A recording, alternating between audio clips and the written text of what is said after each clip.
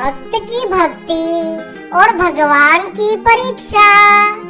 एक छोटे से गांव में नामदेव नाम का सच्चा भक्त रहता था। उसका जीवन बहुत साधारण था। वे रोज श्री कृष्ण के नाम का जाप करता। उसके पास धन नहीं था, पर भक्ति अपार थी। वे हर काम भगवान को याद करके करता। नामदेव मंदिर में रोज झाड़ू लगाता था। वे मूर्ति को अपने मित्र की तरह मानता था।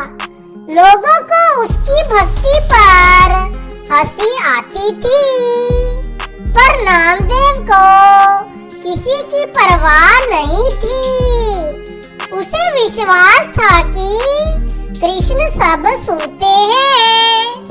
एक दिन गांव में भयानक अकाल पड़ा। लोगों के पास खाने को कुछ नहीं था।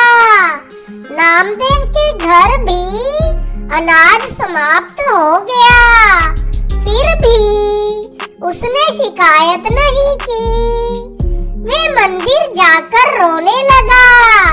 नामदेव ने कहा, हे कृष्ण, मेरे साथ अन्याय मत करो। उसने कहा, अगर तुम सच्चे हो तो मेरी मदद करो। मंदिर में गहरा सन्नाटा छा गया। नामदेव की आंखों से आंसू बहने लगे। उसकी भक्ति और भी प्रबल हो गई। नामदेव बोला, प्रभु, तुम मूर्ति में क्यों खड़े हो? मेरे घर चलो, मेरे साथ रहो। उसने एक ईंट उठाई, बोला, इस ईंट पर खड़े हो जाओ। आज मेरी परीक्षा मत लो। अचानक मंदिर प्रकाश से भर गया। श्री कृष्ण प्रकट हो गए। वे मुस्कुराए। उन्होंने ईंट पर खड़े होकर कहा, भक्त जहाँ बुलाए भगवान वहीं होता है। पूरा गांव आश्चर्यचकित रह गया। मंदिर में अन्न प्रकट हो गया। अकाल समाप्त होने लगा। लोग नामदेव के चरणों में झुक गए। नामदेव रो पड़ा। कृष्ण ने कहा, मुझे ईंट नहीं, विश्वास चाहिए। सच्ची भक्ति में कोई शर्त नहीं होती।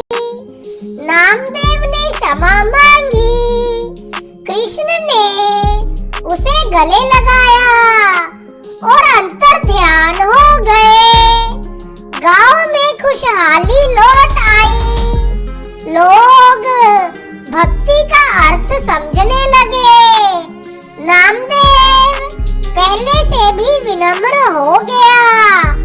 उसने कभी घमंड नहीं किया। वे सेवा करता रहा। मंदिर आज भी उस ईंट के लिए प्रसिद्ध है। लोग दूर दूर से आते हैं। नामदेव की भक्ति अमर हो गई। कृष्ण की लीला सबको प्रेरणा देती है। सच्चे भक्त के लिए भगवान स्वयं खड़े हो जाते हैं। शिक्षा, सच्ची भक्ति में आदेश नहीं, समर्पण होता है। जहाँ विश्वास होता है, वहाँ भगवान स्वयं प्रकट होते हैं।